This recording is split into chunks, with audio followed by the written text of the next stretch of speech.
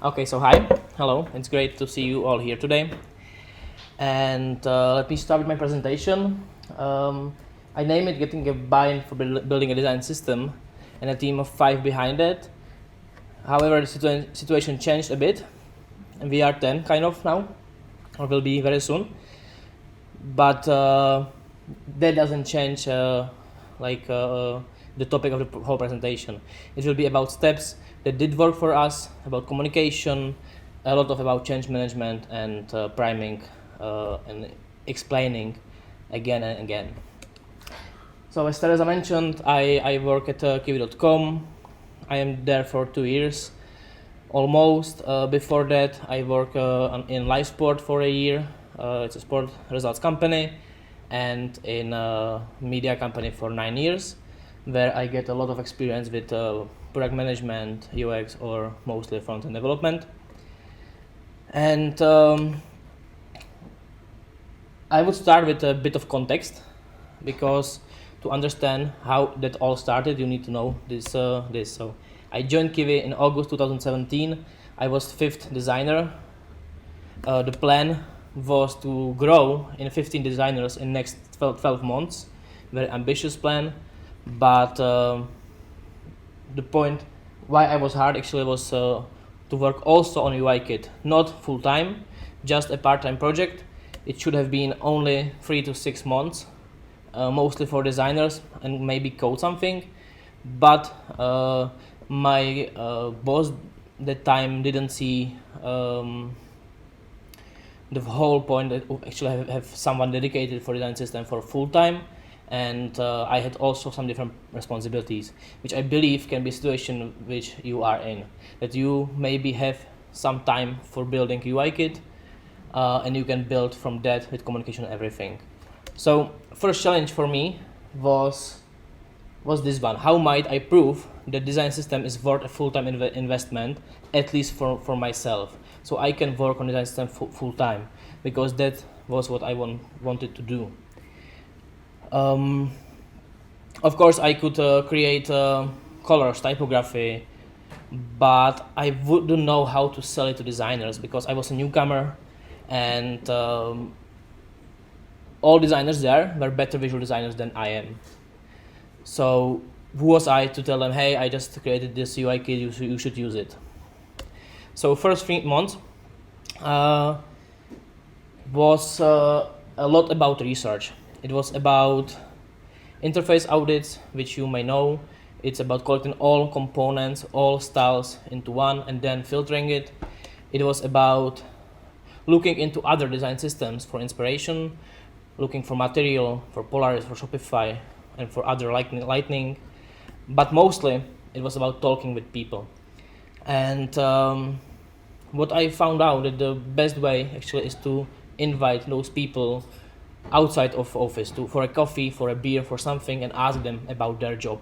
Ask them how they are doing, what are problems for them, what is boring in their jobs, what they don't want to do, because all these are actually first ideas what can help you as someone who is creating design system with first task for you. It could be a whole talk only about research for that. I wrote an article. There are some questions which to ask, who to ask, and also when. But sorry, yep. So go there, and I will just share a few points I take as top insights, which actually helped me with getting buy-in for design system. And the important thing is that every challenge, every problem is for you opportunity to solve. This is something you can work on. It's something you can improve. So what I found out is that we have already some existing style guide, that we have colors defined. We were inspired by material design palette, so 100 to 900 shades. You probably all know that if you are designers, maybe also as developers. There were some typography styles defined as well. Everyone said that they are using it, so that's okay. Wasn't that true? Another thing which was very important to me was that all designers are afraid that they will be limited by design system, that rules and guidelines and everything in design system will lead to worse UX, into worse experience for our customers. So that was their fear. Awesome thing was that I had the full support of developers. Every developer that I asked was, hey, that would be great to have design system, or at least components. They mentioned components because they don't know what is design system. They mentioned open source a lot, because Kiwi.com has this open source culture. People want to work on open source stuff. So they mentioned that. For me, it was very important note, because I didn't care much if it's open source or not, but I could use this information in getting buy-in from other developers.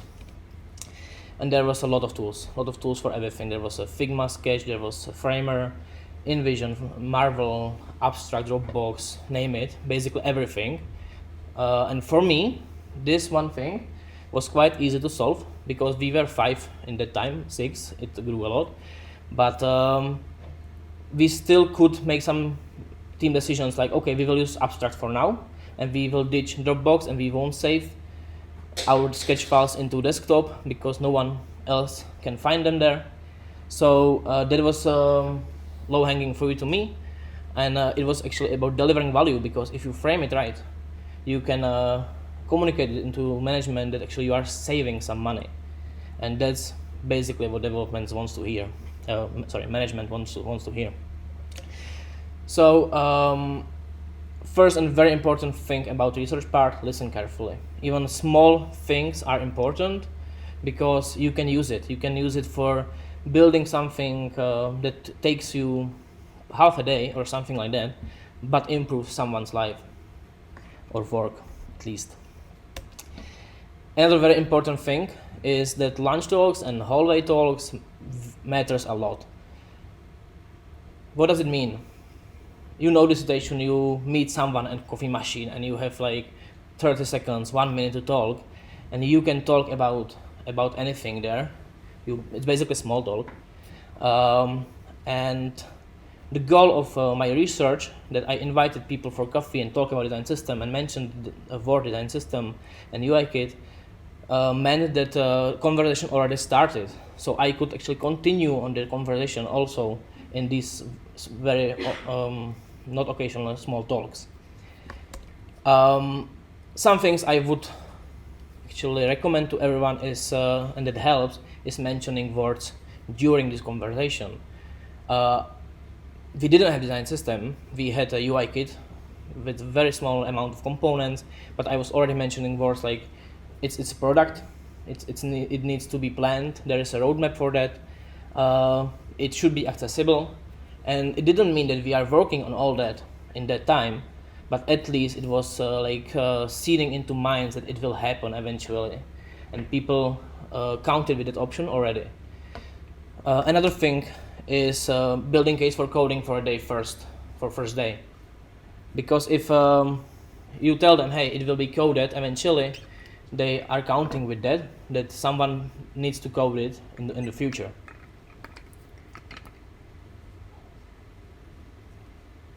Another thing that helped me a lot, was about repeating that design system is not about for limiting you or designers, but about helping them to do their work better, to focus on users more, because that was their biggest fear. Hey, I will have a set of components, I will have patterns defined by someone, it won't be probably tested because there is no time for testing it, but I will need to use it, which may actually lead into bad product. And another thing, that I wasn't in a role of creator of design system and design patterns, I was more like curator. So what does it mean? Keeping designers in charge. As I mentioned, we had a color palette and textiles defined. This is a screenshot from Sketch. There was basically no guidelines for that. There was nothing like how to use these styles, when to use them, how to use this shade of color, nothing like that. When I did a UI audit of live product, there was 600 or 400 more of different colors which weren't in the style guide, because someone changed them or something. So what I did was only that I cleared these colors and typography a bit. I took our product, kiwi.com, I opened 4 or 5 the main pages and tried to define typography from it, just styles that are on the page, try to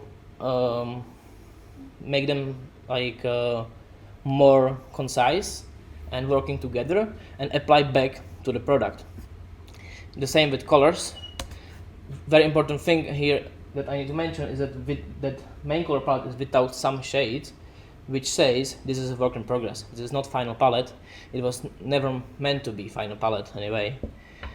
So I took this and I opened Chrome Developer toolbar. I opened the style sheet there and changed values there to be aligned with these defined values. And I didn't want to decide, hey, is it okay? Does it work? Because I was there for 2 or 3 months in that time. So I actually created a Marvel prototype with screenshots of these changed pages. I sent it to designers and asked them, hey, is it okay? Does it work with this typography and with these colors? And I basically give them the power to decide. They could say, hey, no, it doesn't work here. It needs to be pushed further. So okay, I can push it further because we know how we will use these typography styles. What is a good thing that visual style wasn't changed. Basically, it wasn't changed. Nothing changed. Designers could notice, but it was that small things that it didn't matter that much. And important thing, no product manager needed to approve these changes because we didn't change product. We didn't change any conversion with this, because we didn't break anything. As I mentioned, this palette wasn't final. This is actually this isn't our current palette because we changed it yesterday. But this is almost our current palette, and we added a lot of small iterations and released it. When someone came, hey, there is this issue with colors. I need some other shade. We were thinking, okay, how to solve this with the defined palette? Oh, we will extend it. Why not? That's totally okay, because now, even with this palette, there is a lot of colors. But if you look closely, or on our documentation page, the first column is important because this is our main color palette. The 2 columns are only interactive colors for hover and active states. So they are not used for anything else. And that's the point of having defined color palette.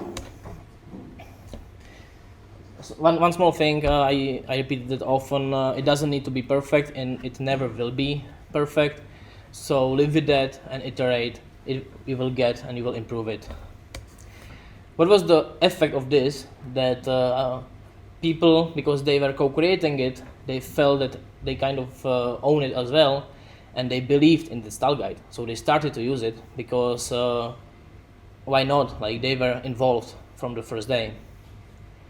Jump to next 3 to 6 months, and we basically, or I basically did the same thing. I took some small part, I took something from the product, move it into Sketch. It was button, it was alert message, then input and stuff like this. And I was talking about it. I was releasing some changes, and I will tell more what does it mean. As a main communication channel at Kiwi is Slack. We use Slack for everything. Like, there are some emails, but you risk that no one will read it for 2 days if you send something. So we have, I don't know, thousands of channels, a lot. So I created another one. It wasn't called Orbit that way because we didn't call it Orbit from day one. It was just a design system. But I was actually publishing very detailed changelog, what happened. This is the first message that I sent there. Hey, we have a new UI kit. It was connected to all your sketch files or your projects, because at that time we were already on Abstract, because we got rid of all the tools and we use only Abstract for versioning. And Abstract has this cool feature that you will connect your UI kit to project, and it will appear in every sketch file in this project. Which was great because it basically updated automatically in the sketches of designers. Some important stuff here. From first message, it was versioned. So people knew that the 0 version means that it's not stable. It's just the first version. It's not ready. It's not done. It can be changed. That's very important message here. This, and I don't know how many people read it, but I like to write, obviously. But I was repeating it everywhere. So if it's limiting you, somehow tell me, and I will do something about it. We will figure it out. And in practice, it means that someone posted a question into this channel. Hey, I don't have this button here. And 15 minutes, 20 minutes later, they had this button in the UI kit. And this flexibility is very important for them, because if it's not there for them, it means it is limiting them in deliver what they need to deliver, some feature from product manager. Another thing is quick guide how to install it, because we didn't have documentation at the time, and what is involved in this release. Also some notes about what is coming, and again encouraging people break it, find the limits of it. We will change it, we will make it work for you. As I mentioned, a lot of small changes, very often very quick reactions. That's a very important part, because people had trust that I will fix something for them, and actually I am a support for them in that. Another thing that I mentioned, I wanted to give them control, and I wanted to give them control in everything I did. So I didn't care if the next component will be form input, it will be model or something else. I didn't care, so I let them vote it. People said, okay, number 1, form inputs, let's do form inputs. Later that week, I released some form inputs, and they had it there. So again, they knew that they can count with me, and I will give them support. On other level, to management, because that's important as well, because you can have buy-in of designers, but you don't have buy-in of management. So our design team has this envision where we, in the end of every week, post design updates. So I put some updates there with some explanation, and no one reacted to that. I don't know how many people saw that, but it was there, and I believe that these small updates at least said to someone, hey, something is happening, we are doing something that is actually making our product consistent. And I used existing channels. If you remember, I mentioned Slack, I mentioned InVision. I didn't create any new channel, so no one needed to subscribe it, because people already were there. And the point of this, that it all is about trust. People need to trust you, because if they don't trust you, they won't use it. If they trust you, they are more willing to help you in what you are trying to achieve. Okay, jump to December.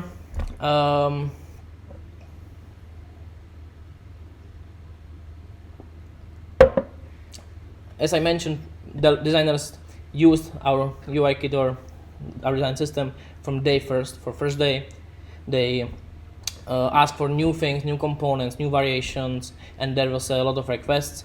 So I had a discussion with my boss, and we agreed that I will focus on this UI kit full time, which is 6 months later, basically.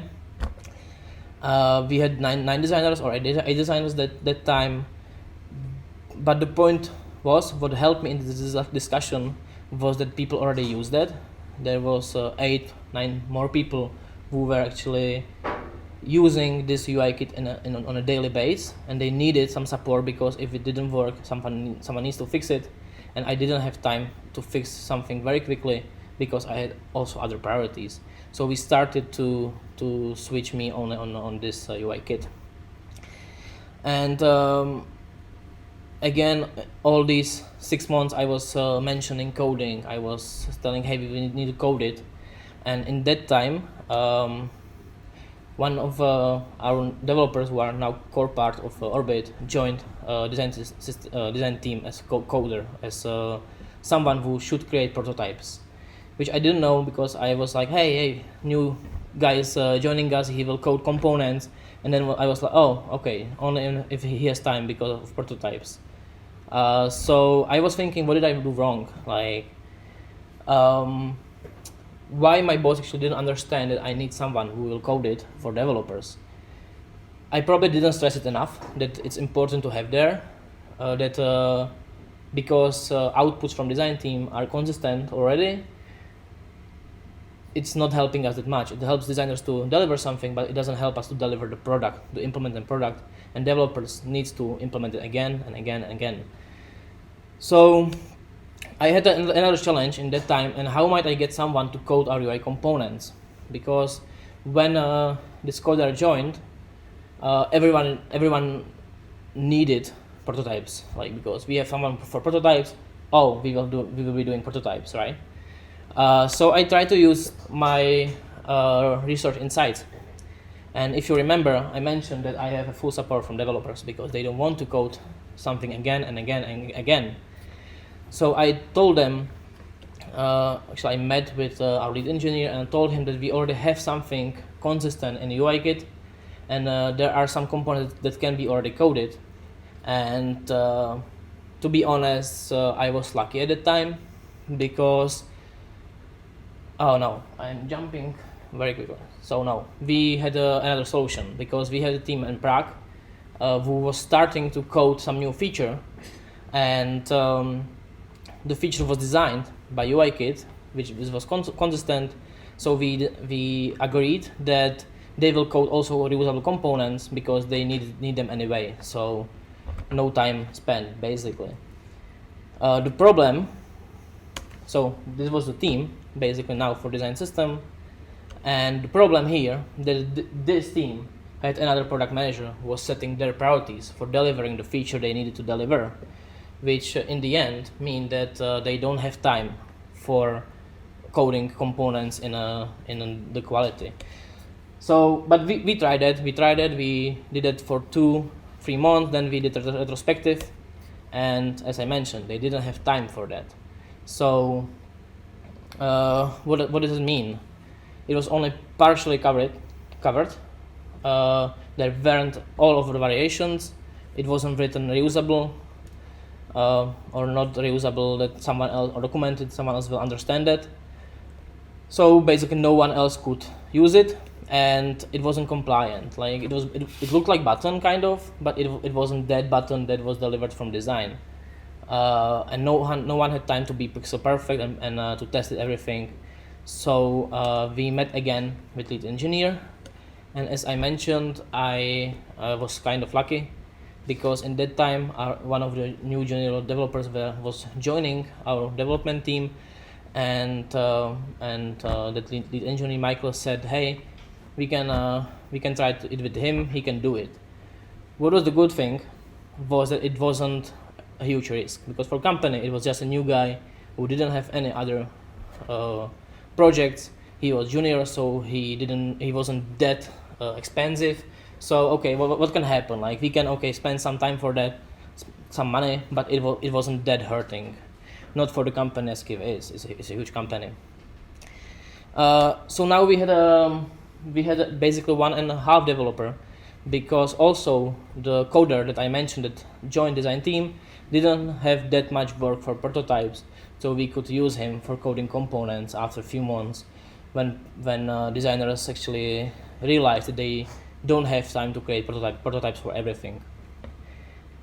So it was very unofficial. We basically borrowed some people from engineering, and there was a plan to give them back when it's done. What else was happening? Because it's not just about components. So I was still improving UI kit, still a lot of releases. I don't know how many components it was, but it was a lot of new components. We were voting for new name. I will mention it a bit later. We launched our new documentation. I will mention it a bit later. And I was improving visibility. I was trying to present it on all devs, which was a company meeting, company sharing platform for developers to share knowledge. I was still updating InVision for design updates. I was still writing these change logs and trying to communicate about design system happening. Creating name, as I mentioned, I tried to be very democratical, give people the power. There was some pre-selection of names. This was the top of them that we voted. If you check these numbers there, so the Orbit has 9 and Atlas has 2. The vote that is differentiating is actually mine. So yeah, that much about democracy, right? But what that means actually is that everything that was related to our design system now had a prefix Orbit. It was about design, it was UI, it was a repository on GitHub, it was everything, every channel. There was a lot of jokes about it because we didn't have logo, and one of our developers joined our channel and hey, I have a new logo for you, and just left, and that's it. Right?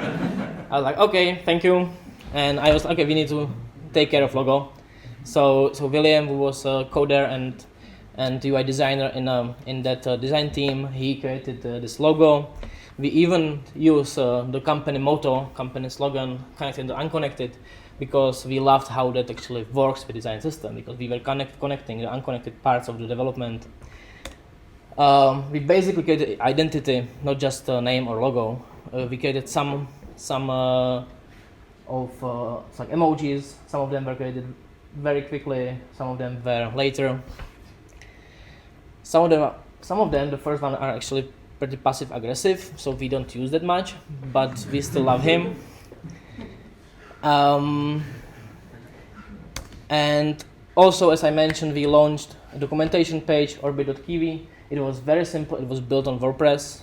It still is built on WordPress. It works, kind of. Yeah, I know. But this was a very important point in the whole journey, because we created a single source of truth. We created something that people actually can refer to. So if they need some color, they knew they will find it here. And that WordPress thing, okay, that works for now. We will take care of it later when it's a problem. And that's the approach how we solve things. If it's not a problem, just keep it. We don't need to solve it. If it's a problem, go and solve it. There was another important part, which was roadmap, and we update this roadmap on weekly or bi-weekly basis. We have only 3 columns there, 2 columns, and there's another one on the down, current, near, and future. And we got a lot of questions. Hey, when this component will be ready for us for use? So we created this another very important page, which is component status, that said, hey, this component will be released in week 26. It is already being designed. It is we are specifying it. We are working on that. The result of this was that actually people stopped asking, hey, when this will be ready. And this is important thing, that we have the date when we changed it. So people, when they go there, they know that this is updated. It's not stale, it's not dead, we are still updating it. We also collected some data. They are helping us a lot now when we are designing our documentation, because it's just Google Analytics and Hotjar. For example, this can help us now to create some quick links from homepage, because we know where people are going the most often. Jump to July. It was almost 1 year after my start. People used UIKit. We had pretty good understanding that Orbit is a team. We wasn't officially a team, but we were kind of working on one product. In that time, the coder or developer from design team joined fully us, so we were 3 for full time that time, and because both of them were junior, we needed someone senior to actually guide them, to mentor them. So another guy was helping us from booking team, and he helped them. Also, the developer from design team wanted to move more into UI, so we started with moving into UI. And jumping a few months later, we had 40 components ready. A few months later, October was basically 3 months after we had a full-time team of 3 people. So 40 components ready. product team started to adopt it. We had new users from business development, from community team, from marketing. So orbit.kiwi grew as well for new sections. We added a content section as well. It's not ready still, but we are now. Everyone knows that okay, it will be there. So that's the message, and we received a lot of good feedback. So motivation to continue with this was high, not just for team because they felt that their work has a meaning, but also to company because people started to talk about, hey, this is great, this is helping me. Now we hear things like, hey, this is the best thing that happened in front-end development here, and that gives you buy-in. It wasn't that great at everything. We didn't have any accessibility support, and Philip will talk about it a bit later. We didn't have time for that. Normal issue. We were slowing down our delivery of components and changes because there was just too many people. Too many people in company, developers mostly, used our component library, and 2 developers weren't able to deliver everything. We didn't have design docs, we still don't. It wasn't that much of a big problem that time, it is now. And we didn't have strong metrics, which is an issue I think everywhere.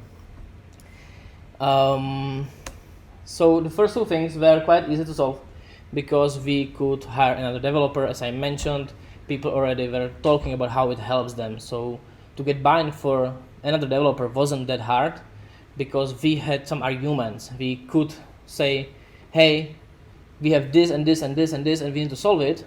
It will help these people also. So, oh, okay, why not? So hire another person. About metrics, that's hard. Like, company was starting with OKRs, and everyone wanted to do, wanted for everyone to measure everything with OKRs. So we have some OKRs. It's basically tied into projects. It works pretty well. We will see in the end of this quarter. But the most thing that we repeat is that we basically don't need one front-end developer in every team we had because they don't need to code components, and we don't need one UI designer for every team.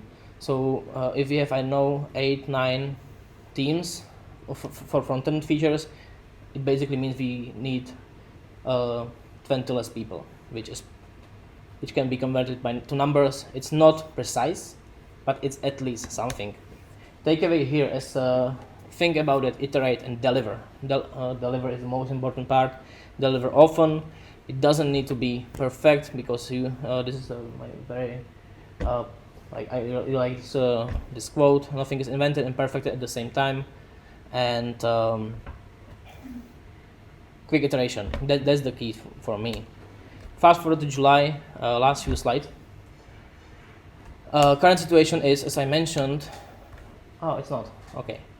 Another slide. We are hiring content writer and project manager for our team, which will make us a team of 10, which is kind of crazy, and I didn't count with that 2 years ago. We are extending Orbit because we have it only in React currently. We are extending into React Native, so even actually also mobile applications can use it. So it will speed up development of multi-platform features. We will be publishing new documentation page in the end of this month, maybe start of next month. As I mentioned, we have a lot of data. We have some data from analytics. We have a lot of feedback, and Luděk will talk about how we collect feedback, which helps us a lot actually because we are not blind. And we are planning internal one-day educational conference to actually educate people how to use some components because we see that people have some problems with some components, more complicated ones, and the accessibility isn't that it's not implemented as we want them to be. Philip will talk about it more. So current team is basically 8 people, 3 React developers working on React components. One of them has more focus on accessibility, one of them focuses more on theming, another on automation for this team. 3 React Native developers, they joined our team a week or 2 weeks ago, so we will see how that goes. We have it already in component status, so everyone who checks that knows that we are planning something there, when it will be done, which components will be done, and when they can count with it. There is a UI engineer who works on the UI kit and release new versions of UI kit and also helps with coding some stuff. And the last person is me, and I focus basically on everything that is needed, mostly on documentation currently. We are looking for content writer. It looks like we already have one, which is awesome, and she should help us with actually pushing design documentation more, and project manager because of 4 more people joining our team. There's a lot of administration over that, so we need someone to help that. And as you can see, now it's quite easy because we are now established as some team that has needs, and if you have this, you can actually use these arguments, these needs, use this argument to get more people if you really need them. But be careful, you don't want to grow too much. I'm kind of scared that there's just too many people, and we had a discussion about 4th front-end developer for React, but I'm not sure about that because I think in 3 people we still can deliver some amount of job, amount of stuff, but with 4 people it just like you can scale with people that much. We should actually think about how to automate some things and how to make it less maintainable. One huge takeaway here is the change doesn't happen overnight. It took us 2 years to get here. It was, to be honest, I'm not sure I would have been able to do it in every other company than Kiwi.com that fast, because Kiwi.com is changing. If there is something consistent, is that something will change. So, but we had a speaker 2 months ago in Prague, also here in Brno actually, from Badu, and he is, I think, working on it 5 years and slowly actually taking more and more resources for that. And it looks like that actually he will be the one full-time person for their design system now as well. So if you are persistent, if you think about it like, oh, this is long-term project, not just something that will be done in 2 months, it can be successful. That's all. Sorry, it was a bit longer, but thank you for your attention.